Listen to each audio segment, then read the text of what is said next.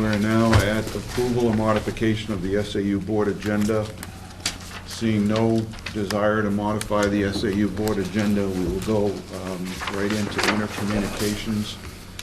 I'm going to ask anyone who's here from the public to sign in so we have a record of your attendance. If anyone wants to be emailed packets, they need to sign up on the other sheet accompanying the clipboard in the front of the young lady in the front row there. I don't see any elected members of the public in attendance, elected officials, and I would open up to public comment, the SAU board meeting at this point. Is there any public comments to be had? Hearing none, we will move on to the SAU board minutes of December 10th to consider for approval. We had a board meeting on December 10th, and the minutes are before you in blue. Are there any corrections? Seeing none, I'd entertain a motion to approve the minutes as presented. So moved. Second. Okay, there's a motion by Paul, seconded by Ruby. Any discussion? All those in favor say aye. Aye. Those opposed, no. Any abstentions? The minutes are approved as written, 7-0. I'm sorry, 6-0, with one excused, that being Groton.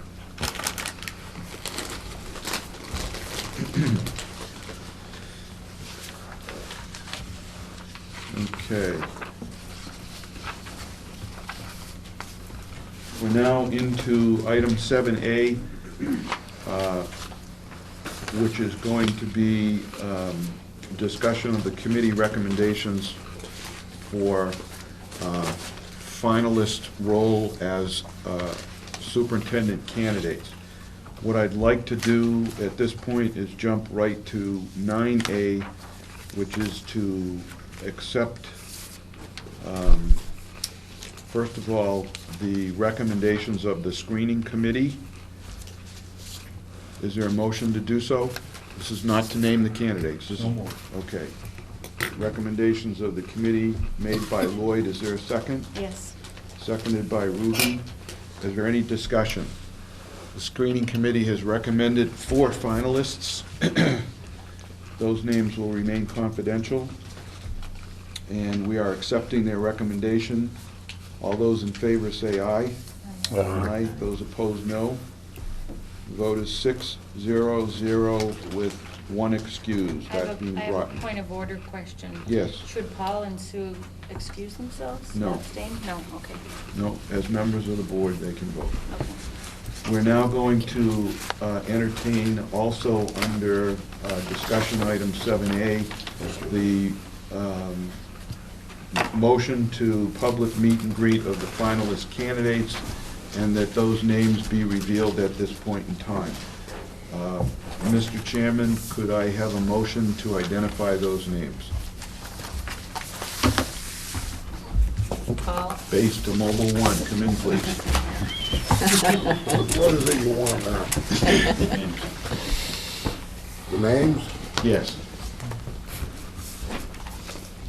I thought I already gave them to you.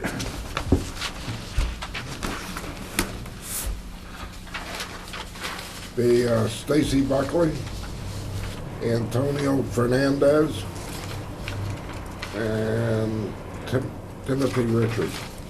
Okay, there's a motion before the board to recommend to the school board. This is a motion by Paul Reinhardt to recommend Stacy Buckley, Antonio Fernandez, and Tim Richard as finalist candidates to the school board for consideration and meet and greets.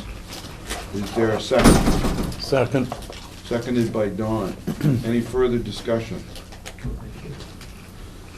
Hearing none, all those in favor say aye. Aye. Those opposed, no. Any abstentions? One absent, excused, I'm sorry, that being brought to the illness. Okay, we would now direct that our consultant, Ken DeBenedictis from NASDAQ, be advised that the 3 finalist candidates are as so named, and if you could go forward and contact them as discussed, we would like to bring them before the school board for consideration in the next step. At this point, going back to step 7B, we would like to invite Ken to talk to us in workshop format about your process thus far. Thank you. I've distributed a package. Let's take a look at that, please. I'll take you through it. Essentially, what we're looking at is the invitation for the finalists to come to visit you, to visit your districts, to spend a full day here, to be interviewed by you in the evening, so that we provide maximum opportunity for people in the communities to have an opportunity to meet them, to discuss with them questions they have, and to form some opinions about them, and to provide for you some additional data that you'll be able to take a look at when you make your decisions. So if you look at this packet, I'm going to start you off on the left-hand side. Left-hand side is basically the announcement. This was the announcement that you agreed to have distributed. This announcement was mailed to about 750 individuals and organizations throughout the United States. We also had an advertisement, which we did as well, and that appeared in several electronic messages, including Ed Week, School Spring, and the NASDAQ website. We had lots of inquiries. We eventually interviewed 16 individuals. We examined 16 individuals' packages, and you have the names that are being forwarded to you, following a very, very conscientious and thorough effort by the screening committee, chaired by Paul Reinhardt, who I thought did a marvelous job. Take a look at the right side, please. This is the agenda for what we're going to do tonight. I'll quickly take you through it. We know what the status of the search is. You have 3 candidates coming to you. I mentioned to you what that will include. We are going to look at number 2, organizing the interview. What will you be doing on the day that they come? What schedule will they be following, and what will your outcomes include? The items under number 2 are those things that we're going to be talking about. Item number 3 is conducting the interview, and I have some separate sheets of materials for you on that. Let's take a look at the next page in the packet, which is interviewing techniques. Many of you who've been involved in interviewing before will be familiar with many of the things that we're discussing here, but it's good for you to look at this so that you can refresh yourself and to become better prepared. These are suggestions of things that you should be thinking about when the interviews are conducted. All of you should be on time. There should be a pleasant location. Usually, I guess it would be right here, Paul, where you will do the interviews with the board. I assume that's where it's going to be. Allow ample time for the interview. The questions, I'll take you through some possible questions and give you some suggestions about things that we can do to identify those questions in just a moment. There are some suggestions under the questions of things that you need to consider. Your first question should be a question that puts everyone at ease, or the individuals at ease. Something like, tell us why you're a candidate for the newfound superintendent's position. What is there about the newfound district that excites you so that you are now a candidate for our position? Tell us briefly something that you think we should know about you as we proceed. That kind of an icebreaker question, okay? And then we follow it with very specific questions, which we will get to in just a moment. Don't try to bait the candidate to see if they can be caught on making a mistake. We don't want to do that. You want to see if they are truly interested in your district. Now, the thing that I try to emphasize here, that this is a great place. I know that because I've worked enough with you to realize and appreciate what you have. And what you want to do is to convince the candidates that you believe it's a great place. They're going to gain a lot from you.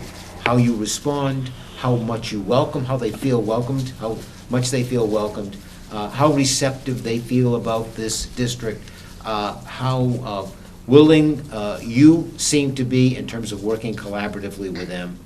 Just as you're looking for a new superintendent, they are looking for a district where there could be a match. So, for whatever that's worth. Take a look at the next page. You can't ask questions very specifically about a person's age, their sexual orientation, their religion, their marital status, their health, their ethnicity. Those are questions that are forbidden by federal law, so you just cannot, you don't look very well. I mean, you know, you look too young for this position. You can't ask questions like that. Ken, not to throw a monkey wrench into it, but on the off chance that something is done indiscreetly and innocently, an apology at the moment in time, does that, Yeah, I'm very sorry, I shouldn't have asked you that question, okay? you know? I mean, I'm supposed it happens. It could, but you just keep that in mind. There are things you cannot ask, and these are the areas that you cannot ask Just somebody. wanted to place some emphasis on the fact that we can't Absolutely, do that. thank you. Avoid questions that rely on specific details about your how much money to the penny did we spend in special education last year?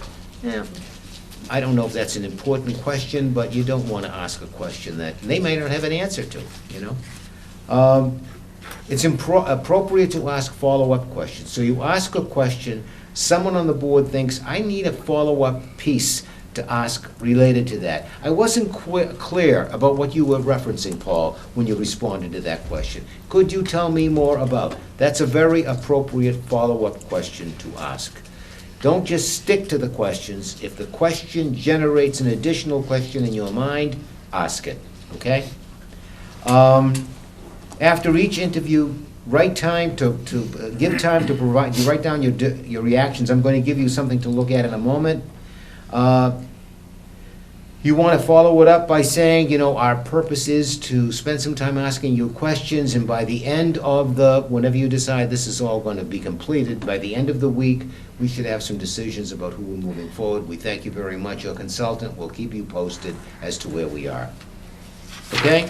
So this is something for you to look at, how to get involved with interviews. Themes for interview questions. What should you ask questions about? Well, here's a bunch of themes that you might want to ask people about. Their accomplishments, their challenges, their accountability practices, their experience in developing budgets, their experience in working through collective bargaining, their communication strategies. How do you reach out to the community? What have you done in your experience that engages people and that helps them to feel welcomed? That's a question that would be related to that. Conflict resolution. Tell us about an issue where you had to bring parties together who were in disagreement. How did you help resolve the issues they were having? Decision-making, planning. When you're thinking about the school year, tell us about how you engage the school board in developing goals and objectives for the year. How do you evaluate the success of what you've done, and what do you do with the data you collect? Good questions. Technology integration. Tell us about your experiences in connecting technology to curriculum, instruction, and management, the three things that technology should be connected to. How do you make certain that all teachers are using technology appropriately? How do you help them to utilize the technology that we have? So those are the kinds of areas that you might want to ask questions about. Now, what should the questions include? Take a look at the next one.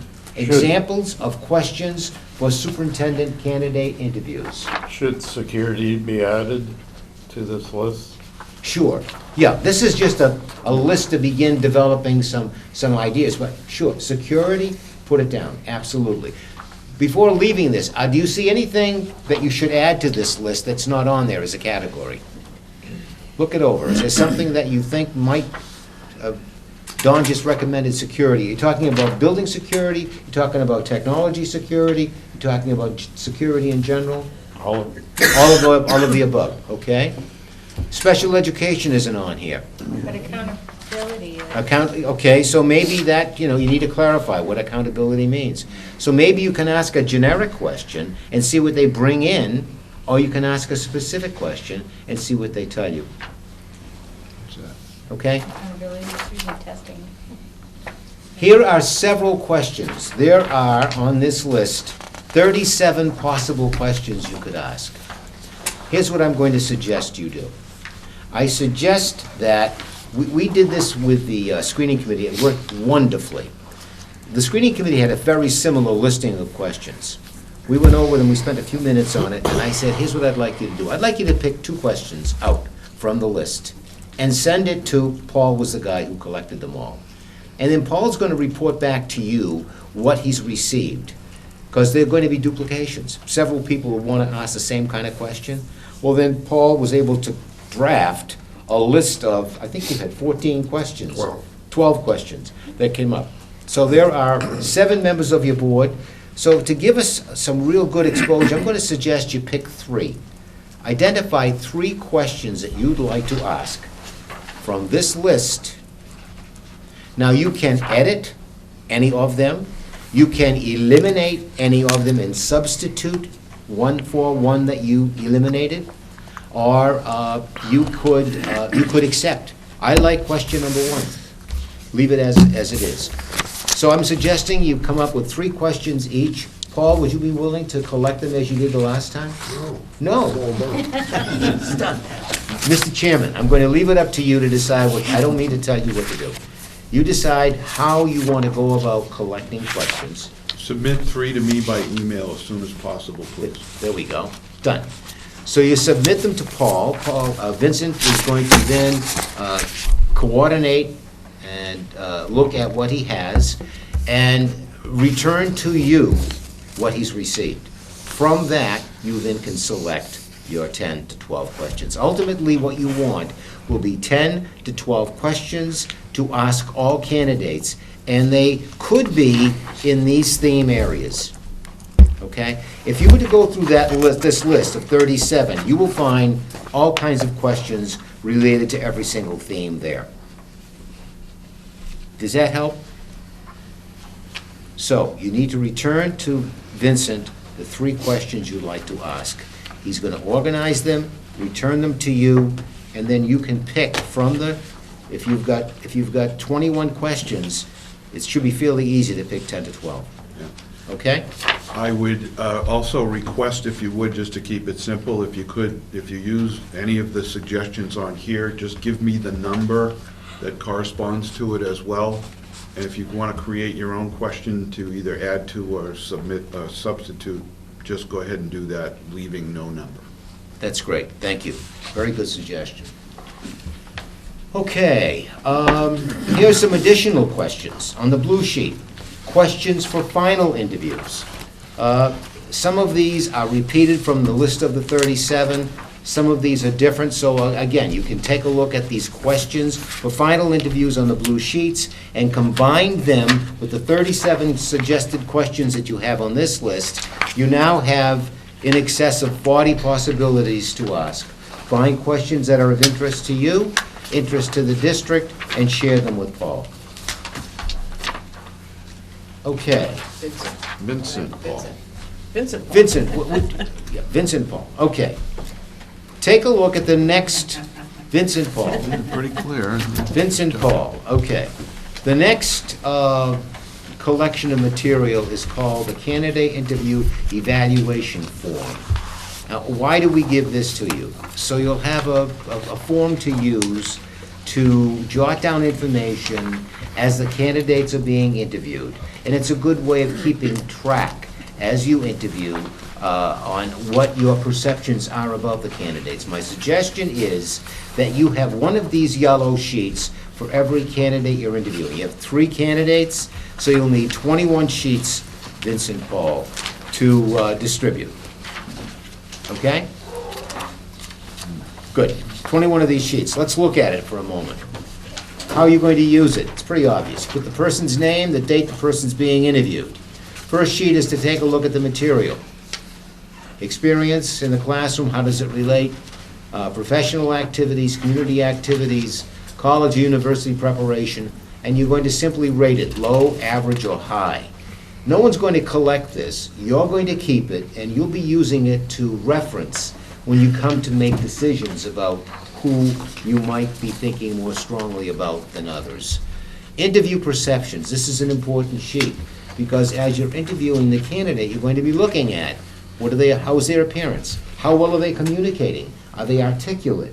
Do they respond in a positive kind of way? When they respond to difficult questions, are they being direct? Are they articulating an answer? Is there some thinking going on as they're processing the question? So that's for you to indicate low, average, high. Evidence of decisiveness. Tell me about an experience where you, and if they stumble and they're not giving you an answer, well, that's pretty important to understand. If they are decisive, if they do come to conclusions, if they're able to share with you their thinking as they're going through it, that's important for you to know. Evidence of tactfulness and diplomacy, evidence of sincerity, evidence of humor. This is a very, very demanding, difficult job.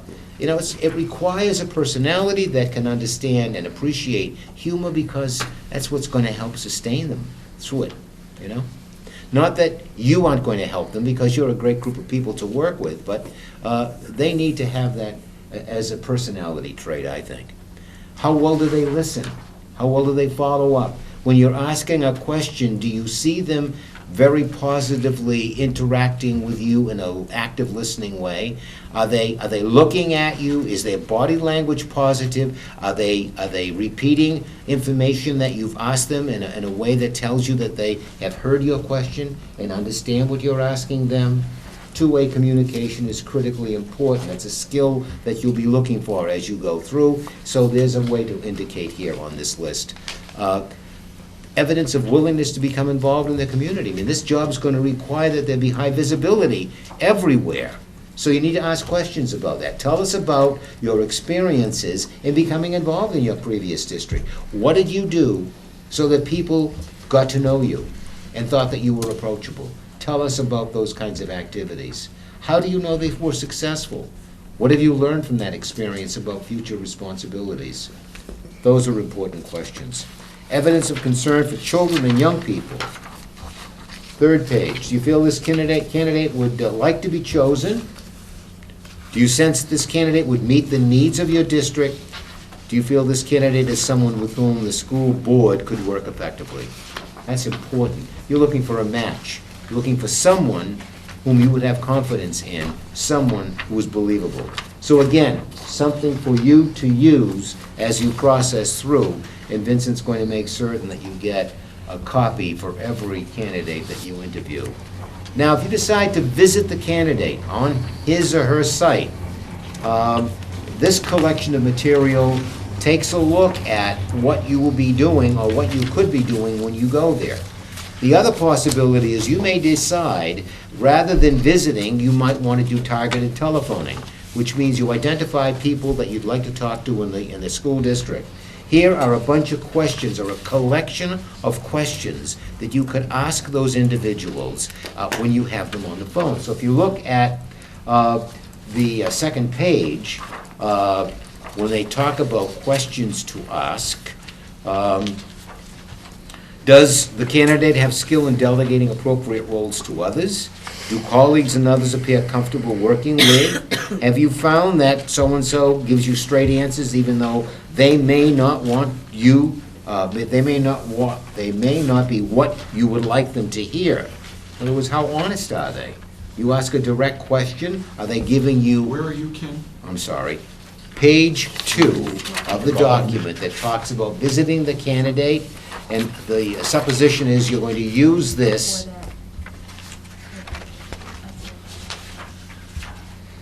It's a whole different. So that's it right there. It's called Visiting the Candidate NESDEC Action Guide, That one, second page. okay? Page 2. Yeah. Second page. This would be a collection of questions you possibly could ask if you decide that you would like to do targeted telephoning. Okay? You decide you'd like to talk to 8 to 10 people in the school district where the candidate is currently employed. You could talk to the school board chair, if the person is not a superintendent, you could talk to his or her superintendent. Talk to the finance committee person, talk to the president of the Teachers Association, the president of the Support Staff Association, a couple of principals, the assistant superintendent in charge of business, SPED administrator, the president of the PTO, selected teachers.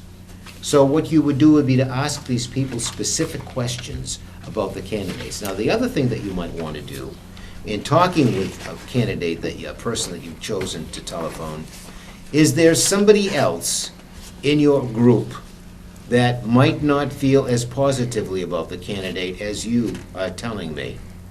And they'll tell you, yeah, that Ruby Hill doesn't really get along that well with this particular candidate. Good, could I have her telephone number, please? And Yes, you may- but then, if I don't get along, I want to get rid of this person. I'm going to tell you wonderful. Well, then I'm going to ask you I'm going to ask you very appropriate questions. If you had a chance, Ruby, to continue this person in the contract, would you make a motion to extend his contract? Now you have to be honest with me. You can fib, but then I may ask you another question, and that will show me that you're not being honest, okay? So, it's important to do that, very important to do that. Okay, so questions you can ask immediate superiors or board members, questions you can ask teachers, administrators, supervisors, other municipal officers, students. It'd be great to get a student opinion on the superintendent. Tell me, Mr. Student, about your experience with candidate X. I don't even know who candidate X is. I don't think he's ever visited my school. That's telling. Or you may hear, oh yeah, candidate X, candidate Y comes to all of our events. He's at plays, at musical performances. I see him at football games. He comes to the PTO. He was at the senior prom. I mean, when you're asking about how involved is the candidate, you want to ask people on the district about their perceptions concerning the candidate, and it's very telling. Okay, so this particular collection is for visiting or calling people in the school district about the candidate. Okay? These are follow-up things that we can talk about after you bring the candidate in for a visit and you interview them that night. So this is follow-up, okay? So what are you going to do if the candidate, when you invite the candidate to your district? That's the next sheet. Suggested itinerary for finalist visits to the community. It's a single page. Usually how it's done is this. This is a model. It's an example of what you can do. And it varies from place to place in accordance with what you want. Usually what is done is this. Candidate comes in around 9 o'clock. He or she will visit about 6 locations in the school district between 9 o'clock and 3 or 4 o'clock. What could they include? They could include the central office. They could include visiting your high school, your middle school, and a couple of elementary schools. They could include visiting town offices. It could include whatever you'd like them to visit. Now, what are they going to do when they do a visit? You ask the person at the site to be responsible for coordinating the visit. So the person's going to the high school. You ask the high school principal to set up a schedule so the candidate will have a chance to meet with some folks in that building during the time that he or she is there. Additionally, here's what I suggest you do, that you have data sheets available so that people who have a chance to talk to the candidate will be able to write down some perceptions of the candidate that they met, okay? And it could be so simple as a single sheet of paper, divided into thirds. You put the candidate's name on it, and you put on it likes, dislikes, recommendations, positives, negatives, next steps, whatever you think is appropriate. Do you have a sample of that? I don't have an example of that. I have an example of this, but what I just described to you is a very simple, single sheet, Good. you know, divided into thirds, yes, no, next steps. Likes, don't likes, next steps. Positives, negatives, however you'd like to categorize it. What I suggest you do when you set up the schedule is that you have someone available, you designate people to be available to escort the candidate during the day that the person is going to visit. So let's assume you've got 3 candidates who are coming out to visit you. We know from this schedule that you were going to try to do it to the 13th or the 15th, which might be a little too soon. But that's for you to decide, and I think you need to talk to Phil about how you might want to organize that. Because 13th through the 15th is only like Wednesday. I don't know if you're going to have enough time between now and Wednesday to set up a schedule. I don't know. Why would that be a question if we agreed on that in advance? If this is what you'd like to do, I'm just trying to, Phil? Could I share one thing? For example, if you want to let the community know that we would welcome them to come and meet the candidates, giving them 1 day notice. I beg to differ. I don't think that that was 1 day notice. I think the schedule's been posted for quite a while. You could stay with the schedule. That's fine. Where's it posted? All the public stuff right on the website talks about that. Right, well, like, we get a weekly newsletter home in the backpacks, there's nothing about it, so none of the parents would know. Unless they deliberately go to the website, which most parents don't do. Well, I understand that, but the public website has been what's been used, and I'm trying to pull it up right now. As far as the schedule goes, we discussed this early on for quite a while and came up with that schedule and have met it, have been right on schedule Then can I up to now. suggest that maybe we activate like PTO call lists? Ask, contact at least the PTO presidents and say, this is happening. Yeah, I certainly think that if we agree on whatever the final results of the workshop are, that we're going to proactively identify what those meet and greets are going to consist of. One of the other issues that we have, Ken, that we're going to have to incorporate into these visits are the public hearings that we have scheduled in the evenings for the next 2 weeks. We started one this evening, as you know, here Right. for Bristol. Right. And no matter what we do, either this week or the following week, those public hearings are either likely going to interfere with us or be part of the interview process, which is kind of like OJT in my mind. If a superintendent candidate is here for the evening of a Bridgewater or Hebron public hearing, that would be helpful to include in the visit, just by virtue of what happens in the district. Okay. So we'd want to include that. And when you conclude the workshop, we may decide to do something more specific schedule-wise that might end up being whatever the other end of the published schedule was, but that's why we did it. Okay, that's fine.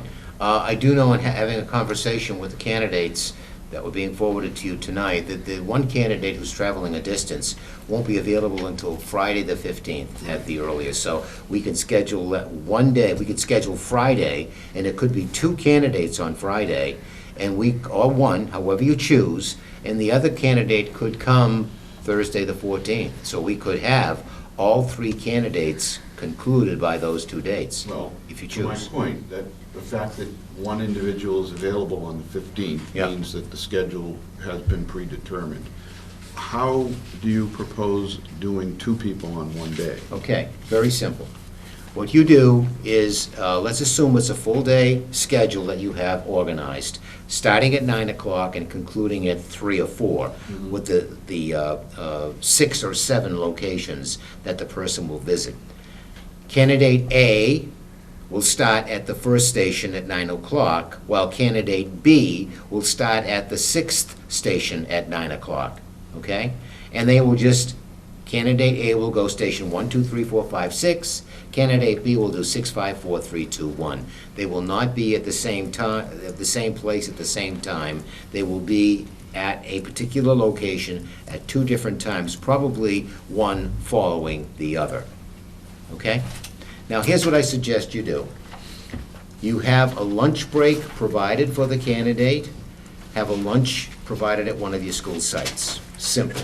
So we just make certain the schedule permits or will place a candidate at a school site at 12 o'clock. 12 o'clock, he or she will have a lunch break provided by the regular lunch program that you have in school. have a separate room so that the candidate will have an opportunity to have lunch with designated people. Central office folks, school administrators, a couple of school board members, that's perfectly acceptable. It can't be a majority of the school board, because then it would be a public meeting and you'd have to post it. So I would suggest you don't have a majority of the board. Set up a lunch break for the person. It should last about half an hour, 45 minutes. Following the lunch, the visits continue. If the person has visited the high school, the middle school, and one of the elementaries in the morning, in the afternoon, he or she can visit 3 other locations, okay? Your visits conclude around 4 o'clock. At 4 o'clock, the candidate has a break without having involvement with anybody. Let the person just relax. Usually, the school district provides a place for dinner. I know you have the Homestead as one restaurant. There must be another place in the community somewhere where the person can go to dinner. And what we suggest you do is arrange for the person to go there. The district picks up the cost of the dinner, just the meal. So they go to the place for dinner, and then they finish the dinner and come to you for an interview. That's when you ask the questions that, Vincent, you will be coordinating with your board members. You have a note on here on your collateral that says dinner with members of the school board. It can be whatever you wish. You're suggesting that as a possibility. As a possibility. Okay. But you can't have more than. Got it. Okay. The only other concern is if we did 2 candidates on one day, which I'm inclined not to want to do. Okay. One person Formal interview. can't stick with the same 2 individuals. What So, do you mean? escort them through the entire process. So what you do is you identify someone who will escort the candidates through the district. It could be a member of the board. Right. It could be a member of your screening committee. That's how you can use screening committee Right. members now. Or it could be anybody you wish. So what you do is you send an agenda to the candidate who's going to come on the 15th, Friday. Let's assume it's just one candidate. You will, at 9 o'clock, go to the central office. At the central office, you will be met by, name a person. Ruby Hill is going to meet them. And Ruby will be with you for the morning, okay? At 12 o'clock, you're going to go to lunch at this particular school. And at 1 o'clock, or 1:15, your schedule of visits resumes, and you'll be escorted by Suzanne Cheney. And Suzanne will stay with you until you conclude at 4 o'clock. So during the time that the candidate's going from one place to another, Suzanne and Ruby will have a collection of these data sheets, simply pieces of paper divided, folded into thirds, and she will be giving them to people who are attending the session. Please respond to the candidate. Tell us positives, negatives, recommendations. I will be collecting them from you at the end of the session. What does she do with them? She gathers them all and then brings them to the committee, and the committee will have an opportunity to review all the data at some point in the near future, which we have to talk about. Okay? How, if there are 2 in one day, how can you have the formal interview At night? at night? Simple. If you decide you'd like to have an opportunity for the candidates to be introduced to whomever wishes to come, some places say, we'd like to have a general meeting where the candidates are going to come to a particular location, and whoever wishes to come to the meeting is invited to come. Somebody, one of you, or a member of the screening committee, introduces the candidates. Ladies and gentlemen, I'd like you to meet Antonio Fernandez. And Antonio was here to discuss something about his background and answer your questions.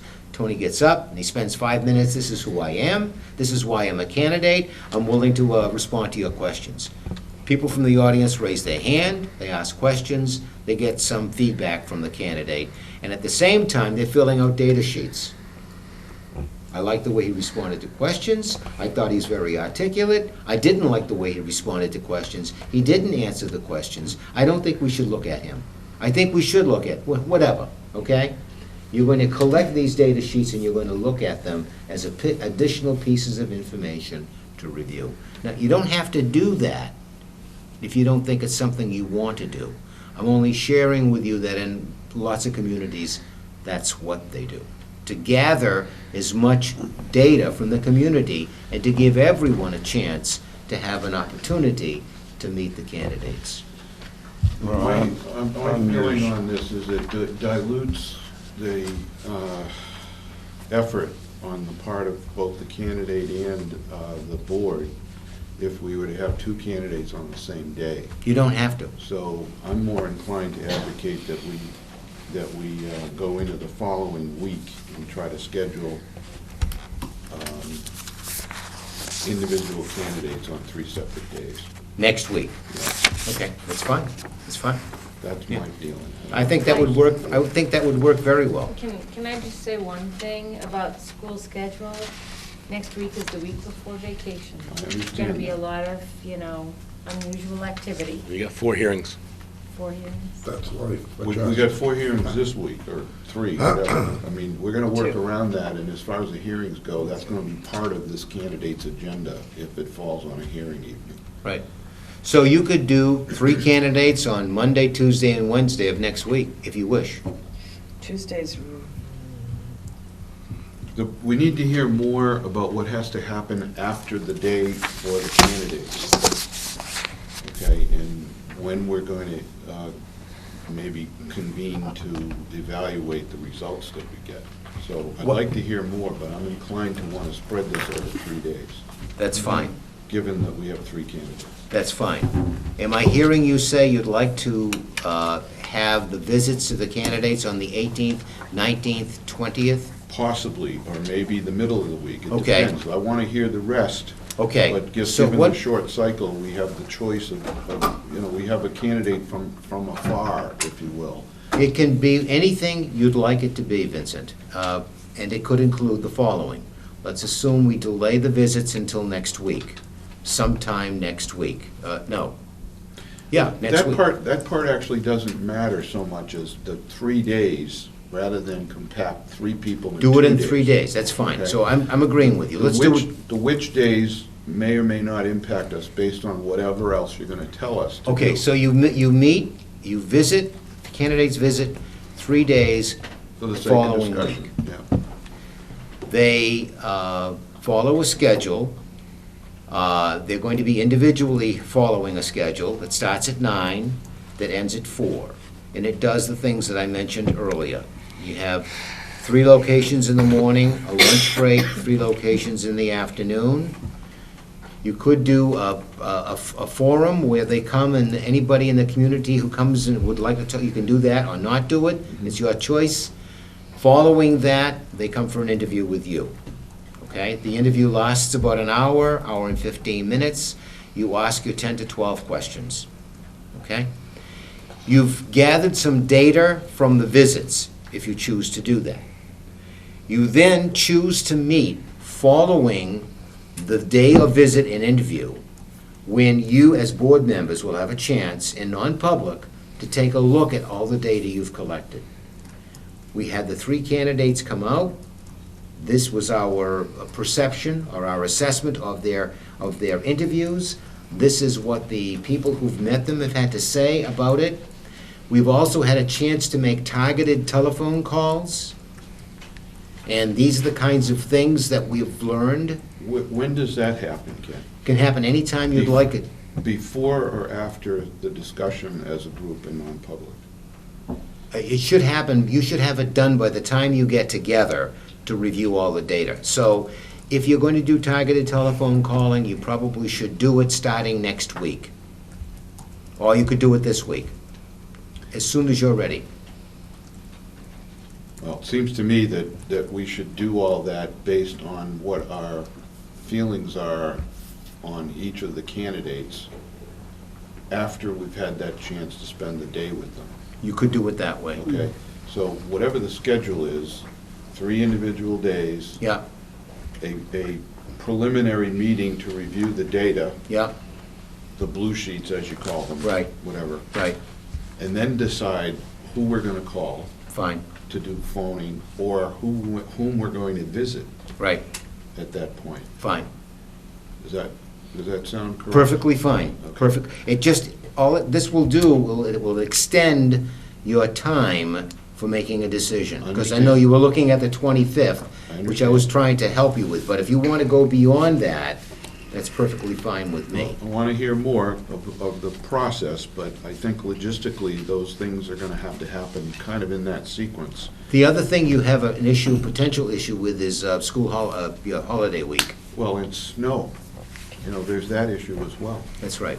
So, So as long as you're flexible in that date, then I don't think we have any issue at all with scheduling whatever you need to do. yeah, Phil, vacation week is the week of the 25th, is it not? That's correct. Yeah. Okay, so as far as visits go, it's got to be done this week and next week. That's With correct. the people that can Correct. attend. One of the thoughts I had, and I'm completely open to board input on this, obviously, is the public session that you talk about to invite people to Yeah.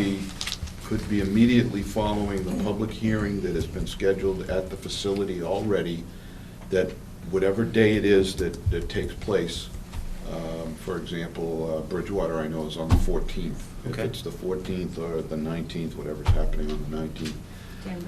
we would ask people to meet and greet whomever the candidate is that falls on the 19th, for example.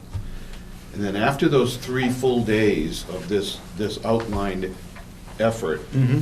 the input sheets that we get from that effort, Yeah. we will have to meet, You will. and we'll have to consider that data, and then we'll decide whether we're going to telephone interview or go to the on-site visit. Right. And by virtue of one of the candidates who's out of town, we know that's going to be telephone interviews. Right. The problem is in scheduling. And February 25th is not cast in stone. It is scheduled. That's the date that we had planned to make the announcement. Absolutely. Right. But there's a 2-week buffer between that and the next board meeting when we could do it as well. So it's not cast in stone. As we've made good progress to this point, Right. let's just continue with that. Good. The little fly in the ointment, which can be used to our own advantage, are these public hearings. Okay. And the public hearings would be good places to hold public meet and greets for the candidates for superintendent. Anybody have input on that, disagreement, or? So you would have your public hearing at, say, 6:30 to 7. I will Then- note that the first public hearing that we had this evening started at 6 PM and it ended at 6:03 PM. So the interest in the hearings is virtually 0 to negative. Well, tonight had weather too, that might have, Well, I go with historical reference as well, Yeah. and that's the case. Yeah. So be that as it may, they are legally required, they are scheduled, and it's my feeling that those public hearings probably could be segued into a meet and greet with more public that might be interested in meeting with superintendent candidates. I don't know, that anybody disagree with that? So you'd have that, Makes then sense. the meet and greet, and then at 7:30 have our formal interviews. And then following whatever period of time the public hearing takes, we will have that public meet and greet for a period of time, and then the board knows that we will do the interview for that candidate following that period of time, whatever that is. But would that tend to focus on just the town where that hearing's being I held? don't know. I can't speak to that.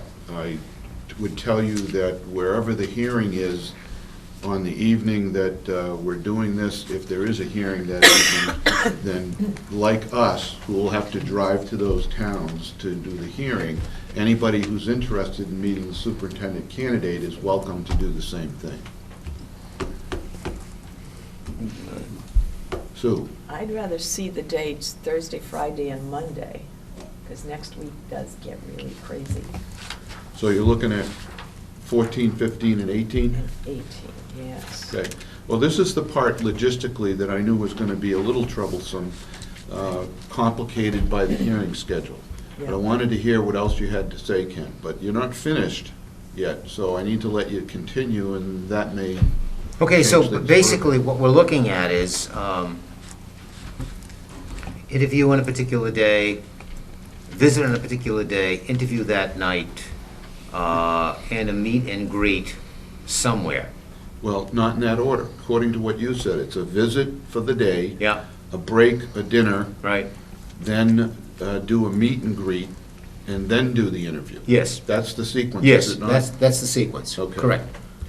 So that would be on a particular day. Right. And it could be any 3 days you choose. I'm hearing you loudly and clearly Right. that you'd like to do a one visitor on a day, each day, for your 3 For the candidates. 3 candidates. That's fine, not a problem.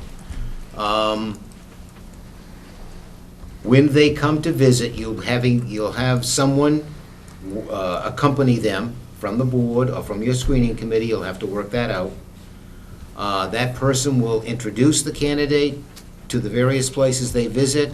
That person will distribute these data sheets. That person will collect them.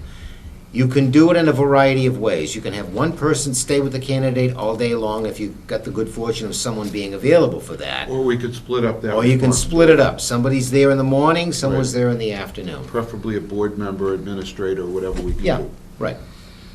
Okay, so you have the interviews, the visits are done, the meet and greets are done, and the interviews are concluded. You will then need to set a date following that, and if you're looking at the 14th, the 15th, and the 18th, then you're going to need a date to meet, to review all this material. Correct. You need to pick a date.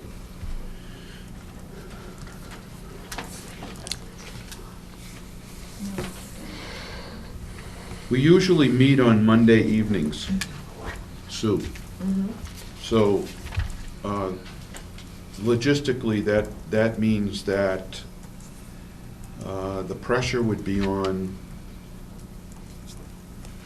to get this done the week of the 18th and then meet on the 25th, which is currently scheduled. That would be the easiest thing to do. So let's go with that tentatively, not necessarily the 14th, 15th, and 18th, but the week of the 18th for the 3 individuals and then the 25th. Again, for discussion purposes at this point. What else do we need to consider, Ken? Because there's telephony that needs to be done by way of follow-up Yeah, so screening. let's assume that you meet on the 25th. Now, you've not, up until this point, I'm gathering, you've not made any telephone calls to anybody. Correct. That would be after the meeting that we have to Right. have to consider all the data on the 3 Right. candidates. So on the 25th, you would then decide on who you'd like to call. Okay, that would be the agenda for that meeting. Right. Review Now, we can data. do it in one of 2 ways. You can tell me who it is that you'd like to talk to in advance, or you can wait until the 25th and then make that decision and then get directly, you don't need me to tell the candidate whom you'd like to talk to. You can make the call to the 3 candidates and say, these are the people that we want to talk to. Please send me the names and the telephone numbers. So Simple. at the meeting of the 25th, for sake of discussion, we decide that we want to pursue 2 of the 3 candidates. Yeah, And you're suggesting that we contact them to get the data for each of the groups that we want to identify to contact. all you simply do is you call the 2 candidates and you say, I'd like to talk to the, and I'll advise them in advance that this is coming, obviously. Yes, you will do. Yeah, I'll advise them that it's going to come on the 25th. You're going to get a call or an email from Vincent Paul Migliori, who was the chair of the board, and they will have met you by then, and he would like to know the names of the people who occupy these positions, their office, home, and cell phone numbers, and you need to get that right back to him. Then at the meeting of the 25th, again, for the sake of discussion, we will assign those individuals who will make those phone calls. Is that correct? Yeah, that's reasonable. And those people will report back to the board at a subsequent meeting. Is that correct? Correct. When would that be? So then you need to have an additional meeting around which you'll be looking at the results of your telephoning, and also, I'm hoping that you'll be prepared to make a decision on the next superintendent that night. So you'll be very close to your initial schedule. Right. So you've got, it looks like you have a meeting on the 25th, you're going to need a subsequent meeting to that, maybe the 4th of March. Is there any reason we can't meet on the 4th? Anyone? Okay, we had a regularly scheduled meeting on the 11th. So that would give us that whole week to do the telephoning. Yep. Maybe site visits, which is. That's the other part of piece. that. If you wish to do a site visit, you've got some candidates, you want to go visit them on site, you've got some information that you can use to identify the questions you want to ask. It's The simple. school board meeting on the 4th instead of the 11th. Is that what you're saying? No, I didn't say that. We're talking about the possibility of an additional meeting on the 4th. Okay, but question to Phil, do we know if candidate, well, there's only one candidate in New Hampshire. Would her district be on vacation the week of the 25th? I don't know, because they're not, It I can check very quickly and let you know. I can do that. I can look We right may be now. able to check right now. All right. Well, the reason that that's a concern is that week, if we wanted to do a site visit, that's a location, You want to make certain the kids are in session. most likely Yeah, right, not quite required Right. if we went to the SAU. right. May I ask a question? If the board decides to do either targeted telephoning or external visits, Yeah. you need to be consistent and do the same for all the candidates? Consistent in terms of the questions you ask? No. In other words, if we decided for a candidate who's going to require extensive travel, Yeah, we're not going to go visit that district. We're just going to do targeted telephoning. exactly. But the other candidates, we're going to go visit. Yes, You can do that, yeah, okay? absolutely. You can do whatever you wish to do. It's your choice. If it's impractical to travel to a candidate's visit, Yeah, then you can do it electronically. okay. Perfectly understood.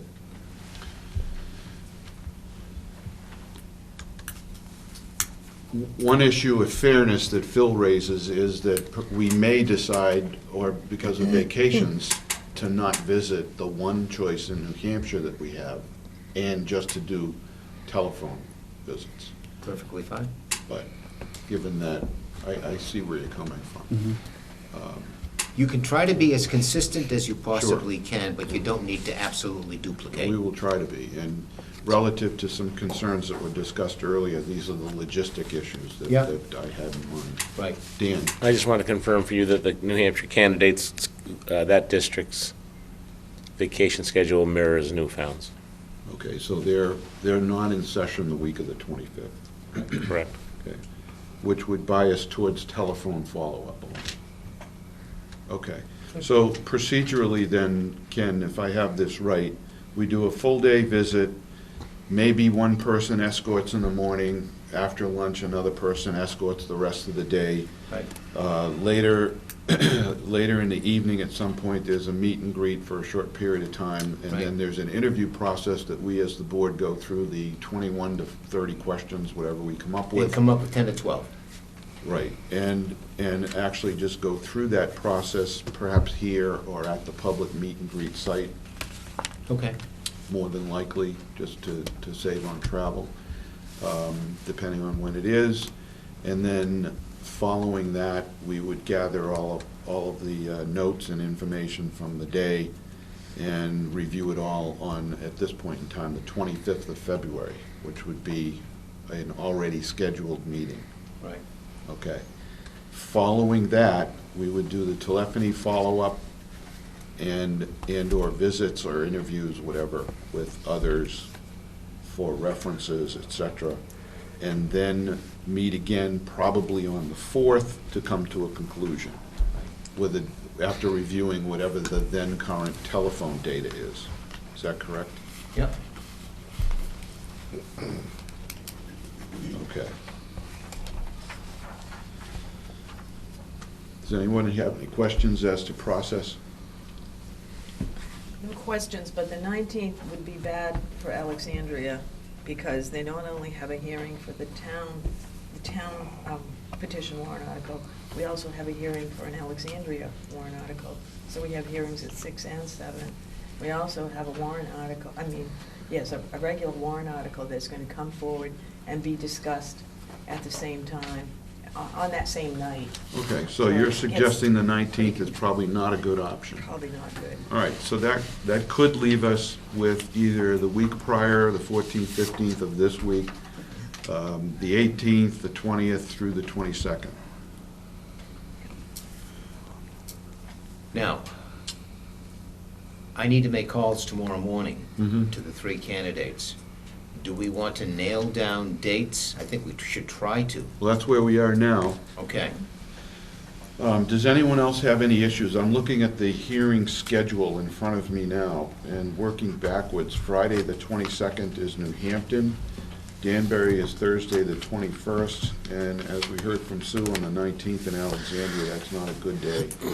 Groton, on the other hand, is at Monday, the 18th. So we could do Monday, Wednesday, and/or Thursday or Friday Of next week? of the week of the 18th. Okay, so now we're looking at, okay. I'm just throwing that out if you're looking at your calendars, board members. How big is And Groton's? Well, but Friday, we have the New Hampton on the warrant article. That's correct, and we have all of those hearings on all that same warrant article discussion at the other locations. How's that any different? I'm just asking a question, you don't have to get friggin' hostile. No, I'm not hostile, I'm just asking you the question. How would that be different from the other evenings Well, how that are we you have to gonna deal do it with? all in one day? I think Vincent mentioned the I- hearings. I don't think you've been following this, Paul. I guess I haven't. We're gonna do the full day process. Anybody else want water? Well, thanks. I want a scotch. We're gonna do the full day process, Very nice. and at the end of the day, after they have dinner, I think I reviewed this twice. Here, have another. Oh, you have one in front of you. You're all set. There, Sue, you're empty. Oh, but I will be in a And at the minute. end of the day, they're gonna have dinner, and then they're gonna meet up and be part of the public hearing, which will last all of 3 minutes, according to history. I hope I'm wrong, because there's interest in the public hearing schedule, but I suspect I'm not.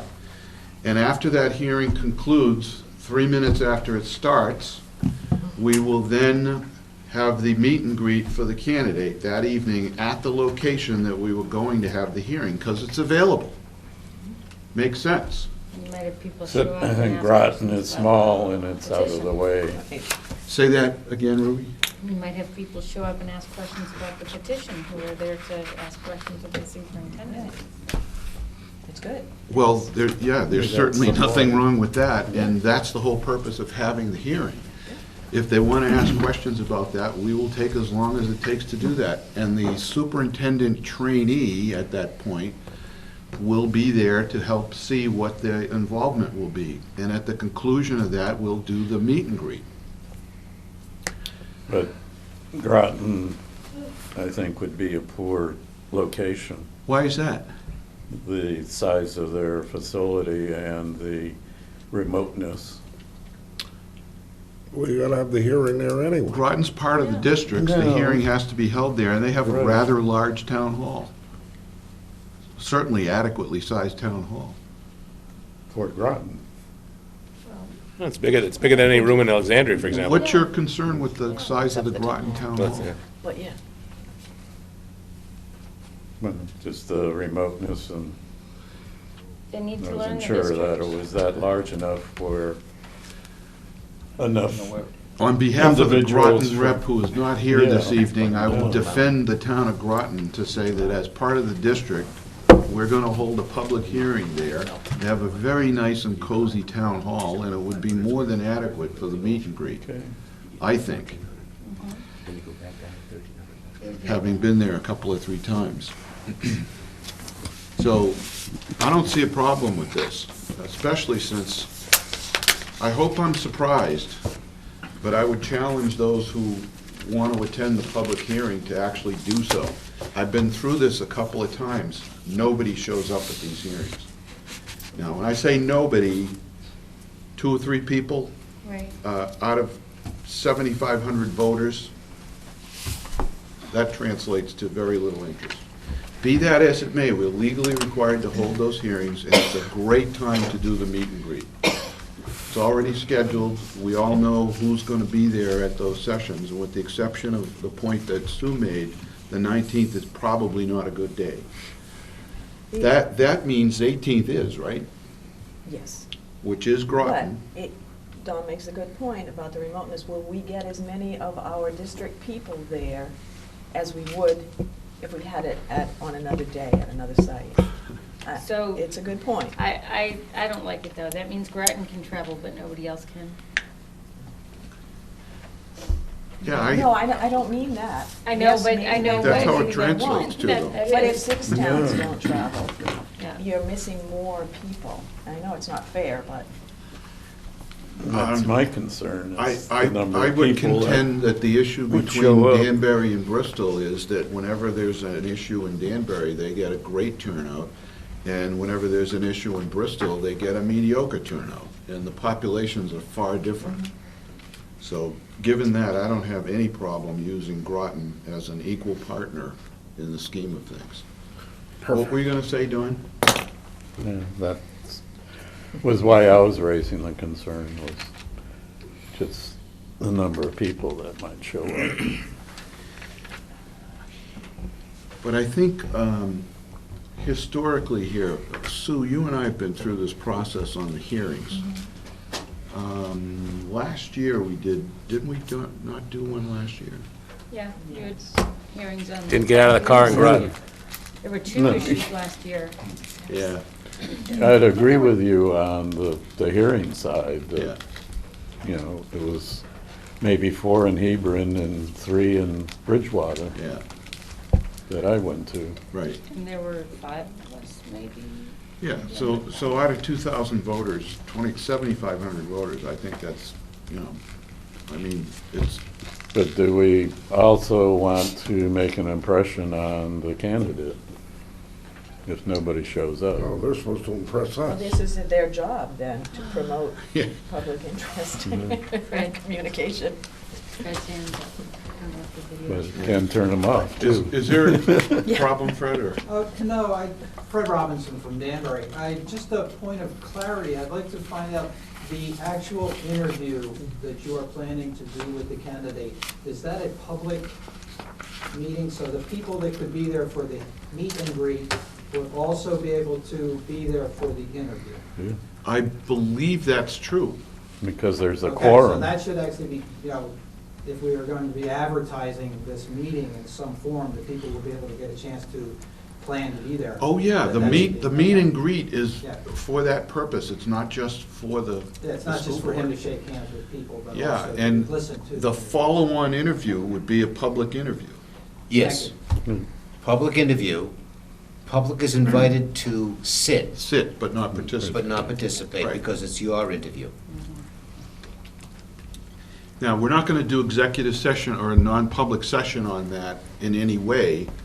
Until after you've done all the interviews. Yeah, so the issue of, you know, the RSA 91A on hiring, I mean, this is a You public don't, meeting. you don't have to do it in public. You can do it in non-public if you choose. Yeah, I don't recommend that you do that if you want to be transparent. yeah, my inclination is certainly not to have to do that in non-public. Right, right. That technically would require calling for a formal meeting and then going into non-public by vote. So Exactly. I don't see that as being necessary. I don't think that's appropriate. It's great. I mean, it- You it- concur with that?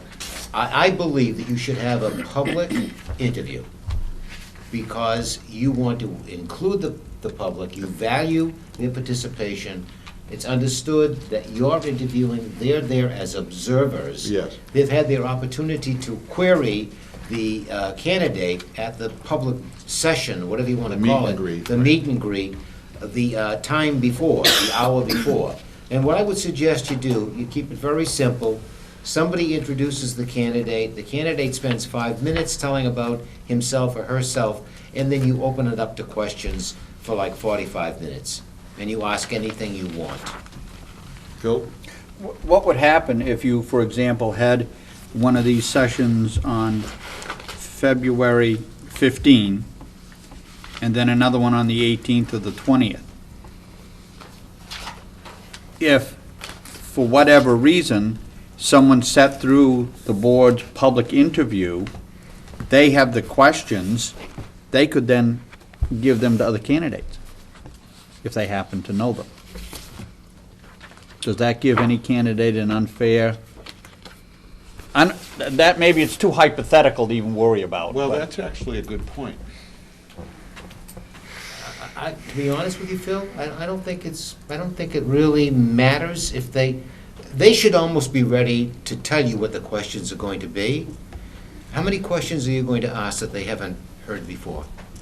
There are 10 or 12 questions, they can almost anticipate what they will be. What you're looking for is, how do they respond? What's their thinking? And ask the question in this way. Here's a suggestion, I neglected to mention this. But ask the question in a behavioral way. Do you like teaching reading? Is a yes or no answer. Okay? You do nothing with it, you gain nothing from it. Tell me about an experience that you had in improving basic reading or foundational reading programs. Now they have to tell you about something they've done. And they need to go into great detail. Tell me about a problem that you had to resolve that you anticipated would have some difficulty in the community. What was it? What did you do about it? That's a good question. And would they expect that kind of question? Maybe. But what you're looking at is how do they respond to it?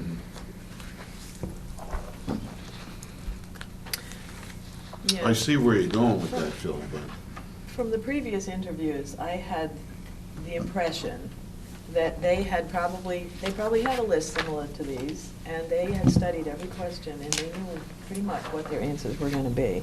There wasn't, I don't think there really was anything that surprised any of the candidates, any question. That's just my feeling. Yeah, I would agree with you, Suzanne. Yeah. I really would.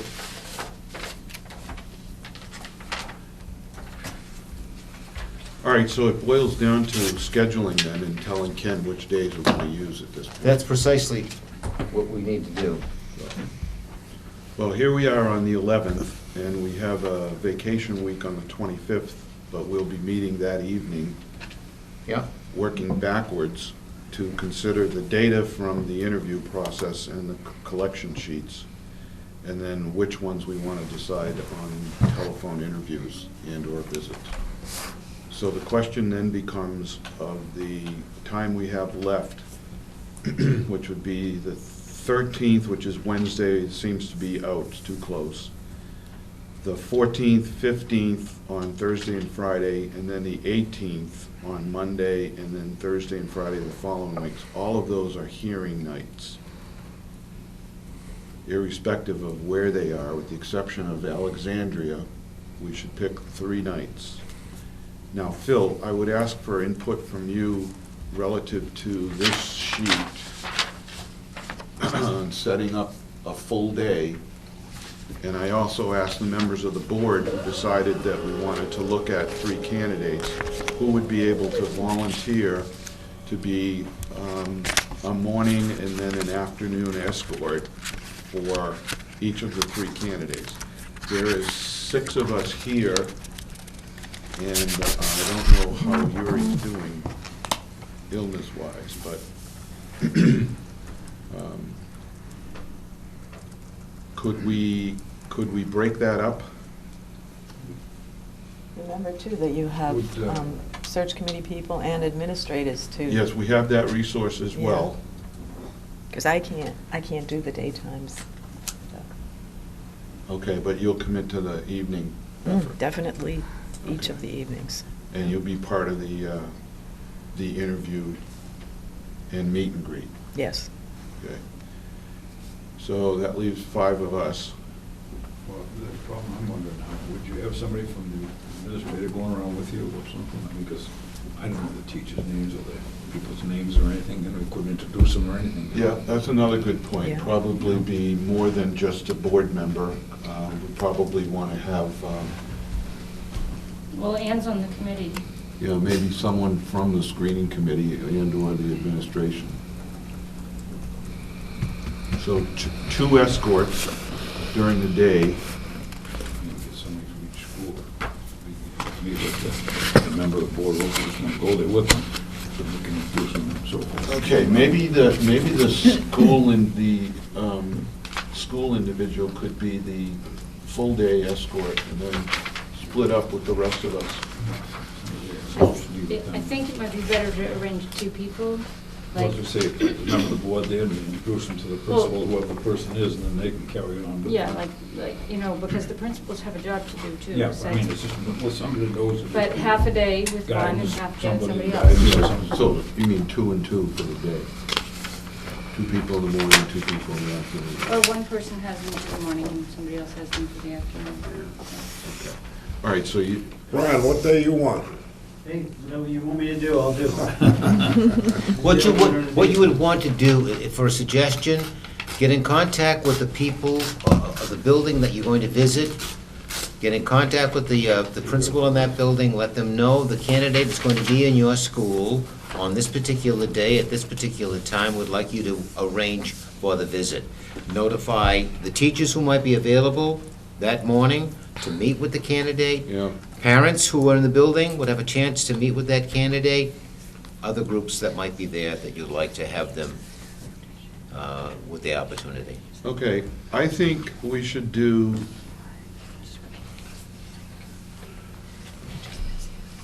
the 18th, the 20th,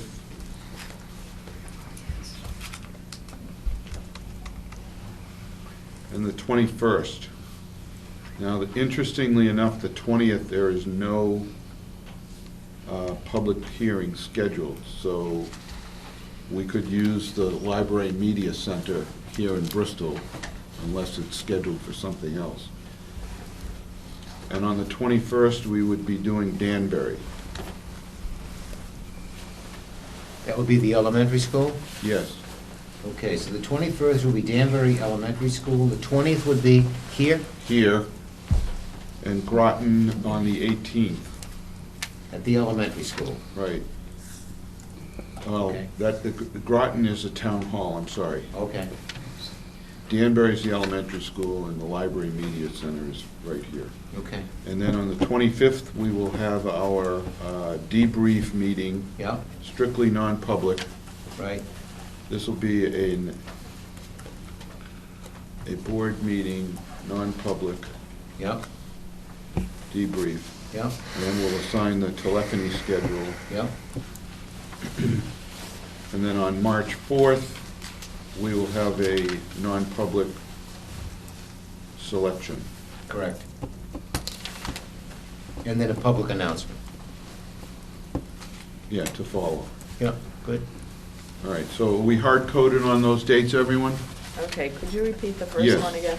Okay, we're now going to suggest to Ken that the first visit will be on Monday, the 18th,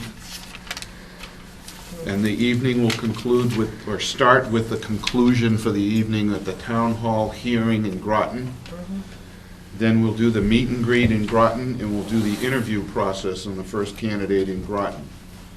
The second one will be the following Wednesday on the 20th, here at the Library Media Center. That in the evening, the whole day will take place on Wednesday. And then same thing the next day on the 21st. Oh, boy. Okay.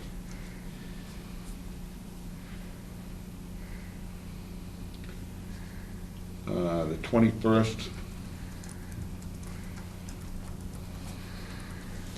will be in Danbury for the public hearing and the meet and greet at the elementary school, and then the interview. Okay, now I can tell you on the personal side, on the 20th, it's a no-go for me during the day. I can certainly make the evening meeting. And then we're having a board meeting the 25th. 25th is a board meeting, March 4th is a board meeting, March 11th is a board meeting. March 4th.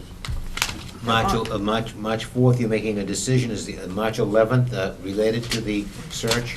Nope, Okay. regular school Okay, meeting. good. Regular Thank you. board meeting on the 11th. Okay, that's great.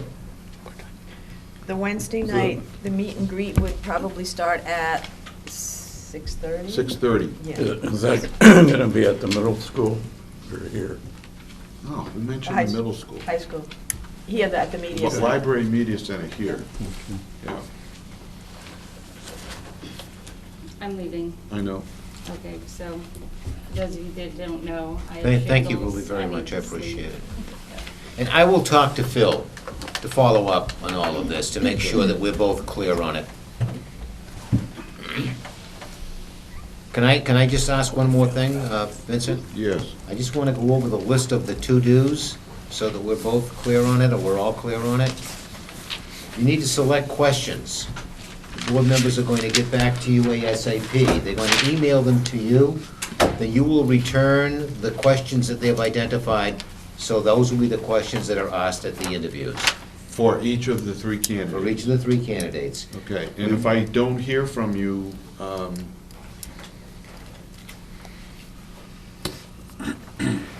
within the next couple of days, because there's some other deadlines that have to be dealt with, I will proceed accordingly. Okay, that's fair. Then we have to schedule our I'll take visits. questions. Schedule our visits. I will work with Phil to make certain we're clear on that. We know the dates, 18th, 20th, and 21st. Lunch will be provided at the school where the candidate happens to be at noon that day on the visit. Correct, Phil? It can be, yeah. Yeah, so, and it just, when you put the schedule together, it can be anybody who has lunch with the candidate. The principal, the central office folks, a couple of school board members, a couple of interested parents. I wouldn't make it a mob. I'd make it, 5 or 6 people max, So I think, just to have lunch. It's a 45-minute lunch. Okay? Where, Then dinner, you need to arrange for a place for them to go for dinner that night around 4:30, 5 o'clock. And it can be the same place, because don't have a problem now with their meeting each other. well, if we're gonna be over in Groton Okay, on the 18th, we're gonna have to probably do something closer to Plymouth. all right. Well, I will, Man, I will, how long does it take? to- there's Go nothing, to Susan. there's nothing within 20 or 30 minutes of the Groton Town Hall. all right. Well, I will leave that up to you to Yeah, decide. we'll work those logistics. Yeah. Yeah, no big deal. So now, someone needs to get a schedule to these candidates that you put together. Okay, I will start on this tomorrow. I don't know Okay. if Vincent, you would care to stop by? No, if you have time and if you would care to, I will start talking to the, I can help you if I can be helpful with that. please, yeah. Great. Yeah, the logistics of that part of it Yeah. are not at issue. I think if we get the internal folks that could Okay. be escorts in the morning and in the afternoon, then the board will fill in on what's available for each of the candidates. Fine. Okay? So I just want to sort of, at this point, know that someone's going to be responsible for putting that schedule together. And then that person will be emailing it to the candidates. So we know there are 3 candidates. We wouldn't get it to you and have you give it to them? No, No, because no. that's just an extra step. Just get it directly from you. Right, no. Fill this schedule or reasonable facsimile thereof will come from you, Good. Okay, okay? That we'll work out. Thank you. That's good on that. Lunch at the school, dinner arranged, open meeting, we know where that's going to be. We know that we're going to have interviews, we know where those are going to be, we know we're going to get the questions developed. We know we have a meeting on the 25th, we're going to review at that time all of the information you've gathered, and you're going to decide about telephoning. And Vincent will then let the candidates know via email or telephone direct what it is that he needs. I'm going to advise them in advance to expect an email from you with a listing of 10 to 12 roles that you want names to and telephone numbers. Roles meaning what we discussed, school board chair, finance committee chair. You decide what you want. Okay? We'll work that on the 25th. Good. Then, the school board will telephone the week after the 25th, and then you need to decide if you want to do visits. And I guess you can decide that on the 25th as well. Correct.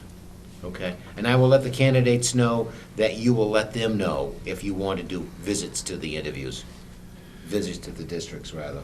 Then you're going to meet on the 4th of March to review and to make some decisions, all right, make a decision, Non-public.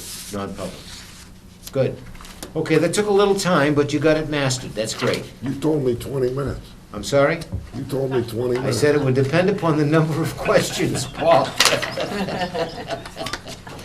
Okay, you got this visiting team evaluation in case you decide to do a visit. This is something that you can reference, take a look at it, series of forms, and some questions on it. Okay, All right, I think we've concluded the workshop, have we not? we have, All right, before you leave, Ken, I would like to speak with you sure, when we take our quick bio break between this meeting and the next. okay.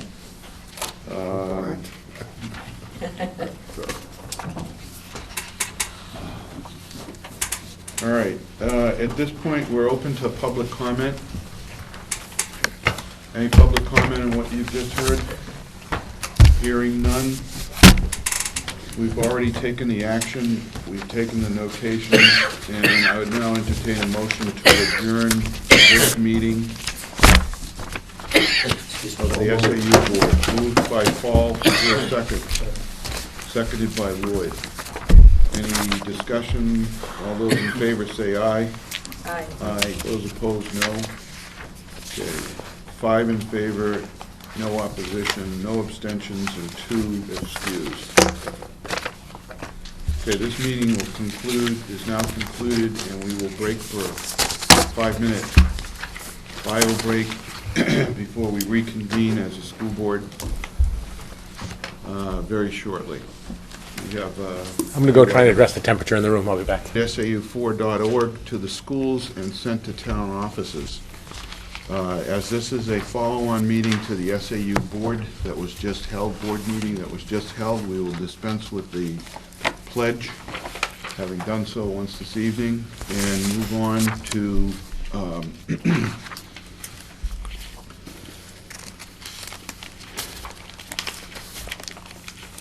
what will be a brief non-public session.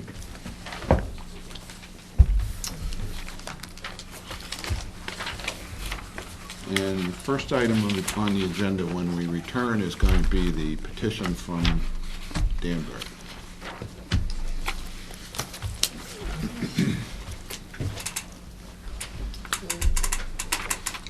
So we are, We go to non-public, right? yeah. Did you want me at this one or not? 2, seconded by Lloyd. This is under RSA 91A.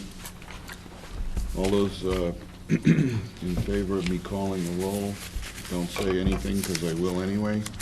Alexandria? Yes. Bridgewater, yes. Bristol? Yes. Hebron? Yes. New Hampton? Here. Okay, 5 in favor. We're entering the non-public at 10:04 PM. Okay, we're now reconvened in public session, and it is 10:17 PM. We're at item 4, approval or modification of the agenda. Is there any need to modify the agenda? Bill? I have, yes. I'd like to add an agenda item, Teacher of the Year notification.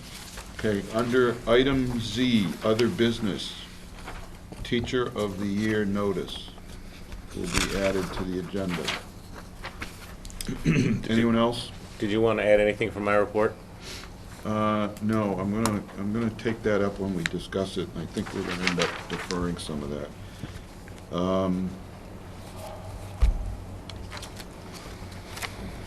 The other thing I would like to do is thank Lauren Moran, I pronounce it right, for staying. This happens every time. Could you shut that door, please? I don't like vacuum cleaner noise either. Not that I don't use a vacuum, but we want to move the Danbury Citizens petition from item 9F to 9A, if we could do that. Any objection? Hearing none, we'll make that 9A. And then move everything incrementally beyond that. H, J. Okay. Under intercommunications, I think everybody signed in that's gonna sign in. And we're now at public comment. Are there any elected officials in attendance? Seeing none, we'll move on to other members of the public. Any public comment? Not hearing any. I would like to take a little bit of liberty here and just inform you of some correspondence that has been received from two individuals, one of whom is Coach Dizelle. Did I pronounce that right? Dalzell. Dalzell. Yep. Who sent a board thank you to us that reads one word that says so much. Thank you to the board. We want to take this chance to thank you and the school board for recognition of the fine young men and women of the Newfound Regional High School football program. So Coach Dizelle is thanked for acknowledging the effort made by the board in acknowledging the football team and their expression of character. The other thing is correspondence from the superintendent of schools in Nashua.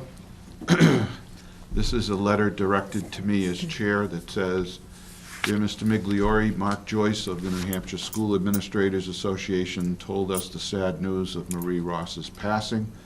On behalf of the Nashua School District, I write to extend condolences to Marie's family and friends and to her colleagues at the Newfound Area School District. With you, we mourn the loss of a well-known and highly regarded educator. We will miss Marie. As you know, Marie is a former colleague of ours here in Nashua. For several years, she was the curriculum specialist in science, instrumental in not only the development of curriculum in this discipline, but also with work in the Nashua community related to health and wellness.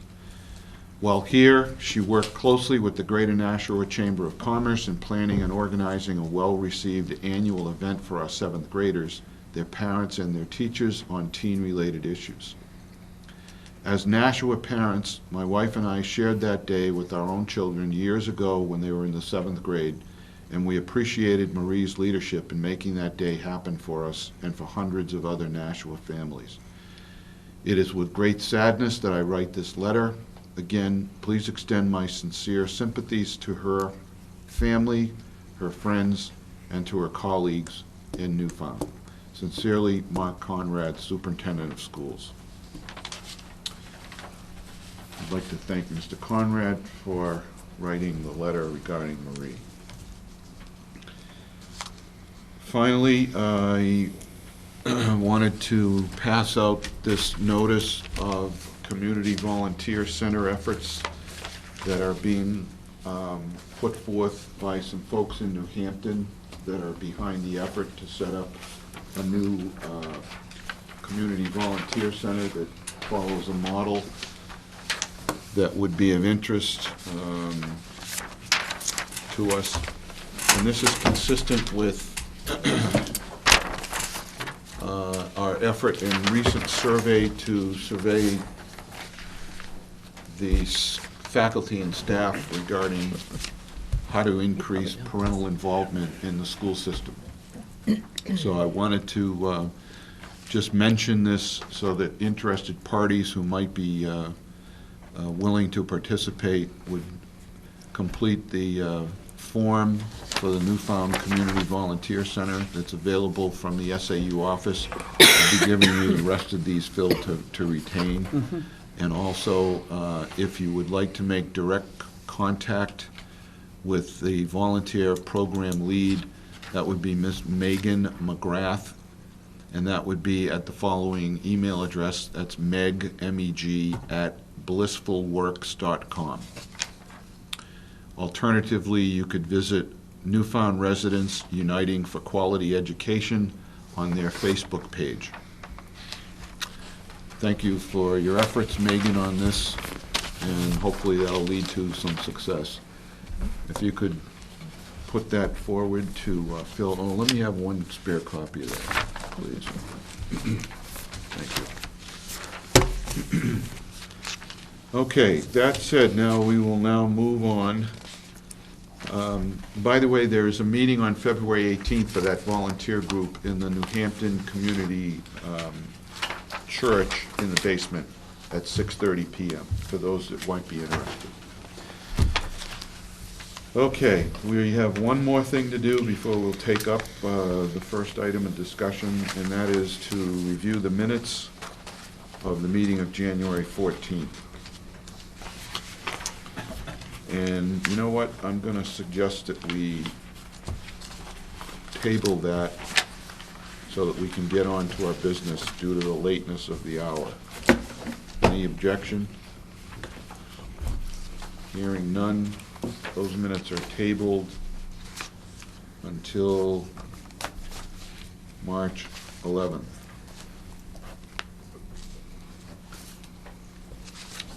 Okay, we're now at our discussion item for the evening, the first of which shall be the Danbury citizens petition to implement a K-6 configuration at the Danbury Elementary School. I have copies for both Leah to append this to the minutes, if you will, and for Phil to retain a copy Okay. at Thank the you. SAU for our records. I will introduce the petition by reading its contents. I'll also go through the letter and then ask Lauren Moran to speak on the topic. Okay? This letter came in January, and it was requested to be put on the agenda, and I deferred it to this evening's meeting, given the workload we had in January. To the members of the Newfound Area School Board, I would like to respectfully submit this letter and enclosed petition to the board. The undersigned of the petition requests that the Danbury Elementary School be reconfigured to a K-6 school, beginning with the 2013/14 school year.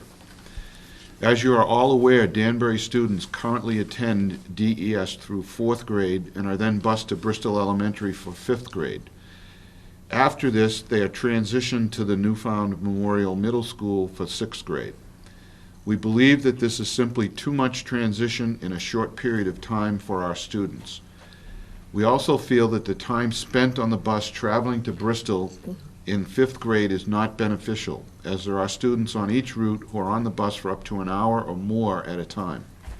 Instead, we request to have a combined 5th and 6th grade classroom added to Danbury Elementary School.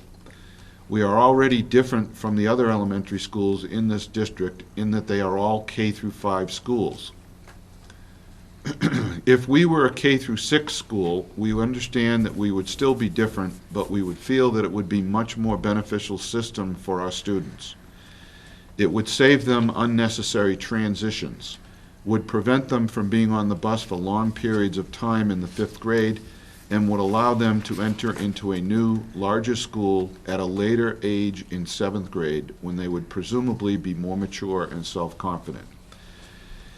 In the past year, the Danbury Elementary School has undergone several changes in configuration. We are currently running with kindergarten, 1st grade, 2nd grade, and a combined 3rd and 4th grade classrooms. Because of these changes, there is still one classroom not being used. Therefore, there would be room to add a combined 5th and 6th grade classroom. We would ask, however, that the 5th grade students who are currently attending BES and have already made this transition be given the choice of either returning to Danbury or moving on to the middle school next year. We want to make this change to eliminate unnecessary transitions and would not want to add any for these students. This would mean that for the first year of the combined 5th and 6th grade, the numbers may be somewhat low and would go up in the second year, but we believe that a combined 5th or 6th grade classroom is the most cost-effective configuration.